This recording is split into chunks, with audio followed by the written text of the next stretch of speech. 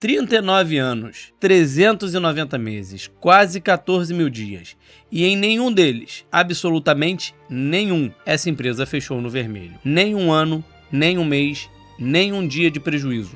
Nunca. Nesse vídeo, você vai descobrir o modelo de negócio que permitiu a Van atravessar hiperinflação, impeachments, recessões, pandemia e sair lucrando em todos. Enquanto o Magazine Luiza perdeu 30 bilhões em valor, a Van bateu 3,5 bilhões de lucro em 2025, margem de 30%. Essa é a história da única grande varejista brasileira que nunca, em quase 4 décadas, ficou no vermelho. E a ironia é brutal. Sabe quando a Van teve seu pior ano? 2020, pandemia, lojas fechadas por decreto, todo o varejo sangrando e a Van faturou 10,5 bilhões. E lucrou 1,3 bilhão. No pior ano do varejo brasileiro, em décadas, a Van aumentou o lucro de 1 bilhão em 2019 para 1,3 bilhão em 2020.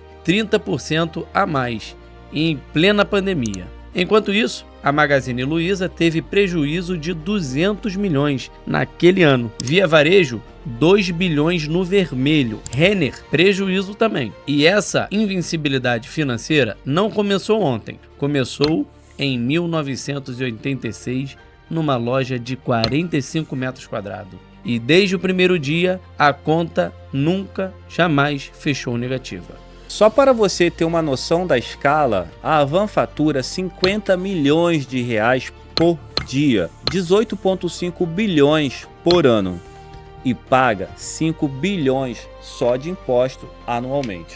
São 184 mega lojas espalhadas por quase todos os estados brasileiros, 22 mil funcionários diretos, caixa líquido de 3,8 bilhões e nota AAA da Fitch Ratings, a nota máxima de crédito que uma empresa pode ter.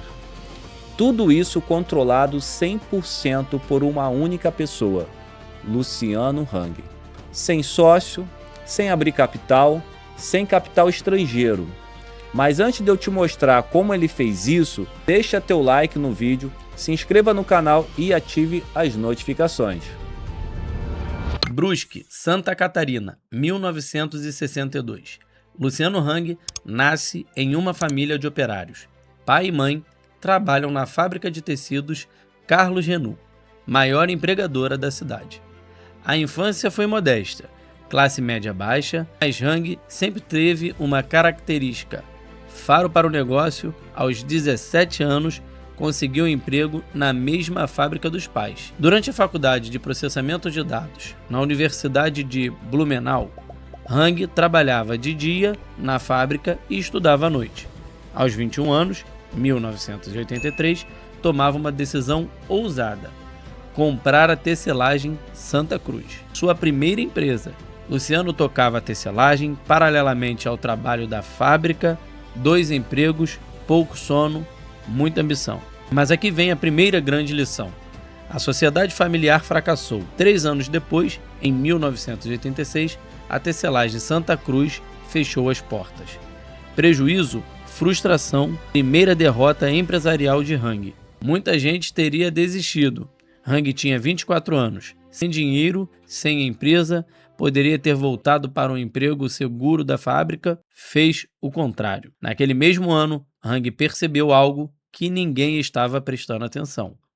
Brusque recebia cada vez mais turistas vindos comprar tecidos. A cidade era conhecida como Cidade dos Tecidos, fluxo constante de gente de fora. E esse turista não tinha onde comprar de forma organizada. Era tudo pulverizado, desorganizado. A oportunidade estava ali. Hang se junta a Vanderlei de Lima. Juntos, abrem uma pequena loja de tecidos, 45 metros quadrados, um funcionário, capital mínimo. O nome da loja, a junção dos 2 nomes, HA de Hang e Van de Vanderlei, Avan. Os primeiros anos foram duros, loja pequena, mais apertada, concorrência local. Mas em 1989, 3 anos depois da fundação, algo mudou. O negócio cresceu o suficiente para a Hang mudar para uma sede maior. E aqui começa a primeira decisão estratégica fundamental. Em vez de manter o foco só em tecidos, ele diversifica o portfólio, vira loja de departamento. Roupas, calçados, utilidades, eletrônicos.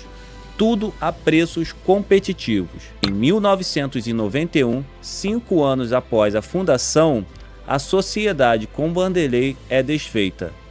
Hang compra parte do sócio e se torna o único dono da Havan. Sozinho no comando, todas as decisões nas mãos dele, e a primeira grande jogada vem logo em seguida. Em 1995, a Havan abre sua primeira filial, onde? Curitiba, Paraná. E aí está a genialidade que ninguém percebeu na época. Enquanto Casas Bahia, Magazine Luiza e Ponto Frio disputavam as grandes capitais com guerra de preços que destruíam margem, Hang foi para cidades médias. 1995 ainda não tinha a saturação de varejo de São Paulo e do Rio de Janeiro. Nos anos 2000, a estratégia se consolida. Hang abre lojas em cidades de 200, 300 e 500 mil habitantes, lugares onde não havia concorrência direta de grandes redes, a população tinha demanda reprimida, o custo de operação era menor, a lealdade do cliente era maior. E para se diferenciar visualmente, em 1995, Hang toma uma outra decisão polêmica. Muda a fachada das lojas para um design inspirado na Casa Branca e instala uma réplica da Estátua da Liberdade no estacionamento da sede. Todo mundo achou bizarro. Por que colocar símbolo americano em loja brasileira? Mas o resultado foi imediato. As lojas viraram pontos turísticos. Gente que ia tirar foto com a estátua, mídia espontânea, marketing orgânico, reconhecimento de marca. Enquanto concorrentes gastavam milhões em propaganda, a Havan gerava mídia gratuita com arquitetura chamativa. E os números começaram a explodir. Nos anos 2000 e 2010, enquanto o Brasil passava por crise, escândalos políticos e recessão, a Havan crescia em silêncio. 2010, a empresa constrói a parada Havan em Barra Velha, Santa Catarina, um dos maiores centros de distribuição da América Latina. Infraestrutura própria, logística verticalizada. Enquanto concorrentes terceirizavam logística para cortar custo, a Havan investia em ativos próprios, mais caro no curto prazo, vantagens competitivas brutal no longo prazo. Em 2016, começavam a circular boatos na cidade, onde a Havan operava, sobre quem seria o dono da empresa. As teorias eram absurdas. Filha da Dilma, Lula, Bispo Edir Macedo, Silvio Santos. Por que isso aconteceu? Porque Luciano Hang era invisível, não aparecia em comerciais, não dava entrevista. A Havan crescia, mas o dono era um fantasma. Hang percebeu que isso era um risco. A marca poderia ser associada incorretamente a políticos. Então, a partir de 2017, ele decide aparecer publicamente. Vira o rosto da Havan, aparece nos comerciais, dá entrevista, constrói a persona de empresário patriota. E os números continuam crescendo. 2019, faturamento de 10 bilhões, lucro de 1 bilhão. 2020, pandemia, faturamento mantém 10,5 bilhões e o lucro sobe para 1,3 bilhão. 2021, faturamento 13 bilhões, lucro 3 bilhão. 2022, faturamento estimado 15 bilhões. 2023, lucro de 1,4 bilhão. 2024, lucro recorde 2,7 bilhões. 2025, novo recorde, 3,5 bilhões de lucro. Veja bem, de 2019 a 2025, o lucro triplicou. E em 6 anos, atravessando pandemia, crise política, recessão, como? A Havan tem a margem de lucro mais alta do varejo brasileiro. E isso não é acidente. Foco em cidades médias sem concorrência direta. Quando a van chega em uma cidade de 300 mil habitantes, ela vira o destino de compras, sem guerra de preço suicida e com poder de precificação. Loja gigante com economia de escala. As megas lojas têm, em média, 5 mil metros quadrados. O volume de vendas por loja é muito superior ao da concorrência. Infraestrutura própria. Centro de distribuição próprio reduz custo logístico e aumenta a margem. Controle obsessivo de custos. Hang é famoso internamente por controlar cada centavo. Despesas administrativas mínimas. Foco total em eficiência operacional. Expansão consistente, mas sustentável. Não é crescimento maluco, é crescimento planejado. Loja por loja, sempre lucrativo. O resultado? Margem líquida de 30% nos últimos trimestres de 2025. Comparação, Magazine Luiza teve 1,8%. Renner, 9,4%. Via Varejo, prejuízo. Americanas, falência. Enquanto o varejo brasileiro sangra, a Havan fatura 3 vezes mais percentualmente falando do que os grandes plays do mercado. Agora vamos falar do elefante na sala. Luciano Hang se tornou uma figura extremamente polarizada politicamente. Apoio aberto a Bolsonaro, manifestações políticas, processos, condenações de 85 milhões por assédio eleitoral, polêmica envolvendo a Receita Federal nos anos 90, mas aqui está o detalhe que a maioria das pessoas não percebe. As polêmicas não afetaram o crescimento da empresa, pelo contrário.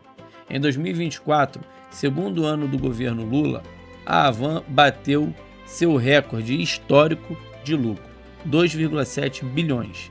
Em 2025, novo recorde, 3,5 bilhões. Independentemente de quem está no poder, a Havan cresce, porque o modelo de negócio funciona independentemente do cenário político.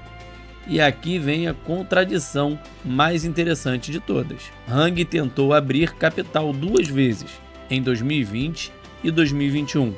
Nas 2 vezes, desistiu. Na primeira vez, os investidores recusaram a avaliação de 100 bilhões que Hang queria.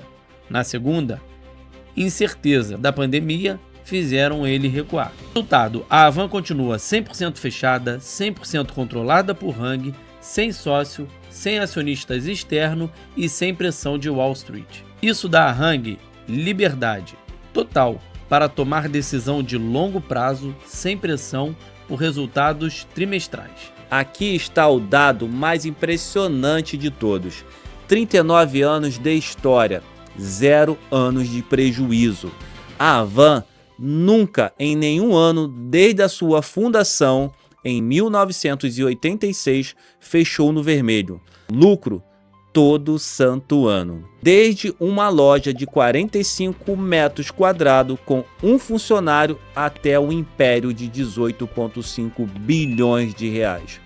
A trajetória foi de crescimento ininterrupto. A Havan construiu o modelo de varejo mais lucrativo do Brasil. Sem abrir capital, sem sócio estrangeiro, sem dívida, com controle total nas mãos de uma única pessoa que começou como filho de operário.